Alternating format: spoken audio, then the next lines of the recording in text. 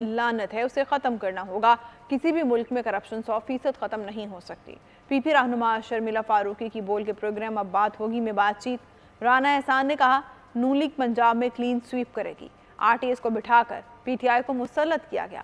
मुल्क के लिए दुरुस्त समत लेनी है तो दोबारा इन गलतियों को ना दोहराएं।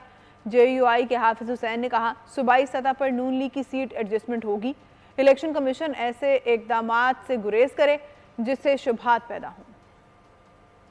तरीके से मियाँ साहब आए, उनको स्टेट प्रोटोकॉल दिया गया, उनको सीधा जलसे पे ले जाया गया, फिर घर ले जाया गया। अब करप्शन का खात्मा कर सके, क्योंकि ये तो बहुत बड़ी लानत है, इसको खत्म होना चाहिए। पाकिस्तान जैसे मुल्क के अंदर करप्शन का खात्मा देखें, 100% खात्मा कहीं भी किसी भी मुल्क में नहीं हो सकता। हम समझते हैं कि पीएमएलएन पंजाब को तो क्लीन स्वीप इंशाल्लाह जरूर करेगी। अब पीटीआई को जो है जिस तरीके से नाफिज किया गया आरटीएस को बिठा के, अगर हमने दुरुस्त सिमत लेनी है इस मुल्क के लिए तो इन गलतियों को दोबारा हमें दोहराना नहीं होगा। यहाँ तक मुस्लिम लीग नून के साथ ताल्लुक है, सीट एडजस्टमेंट के हवाले से दोनों पार्टियां कमेटियां बनाएं और उस हवाले से बात को आगे मुशावरत के तौर पर बढ़ाई जाए।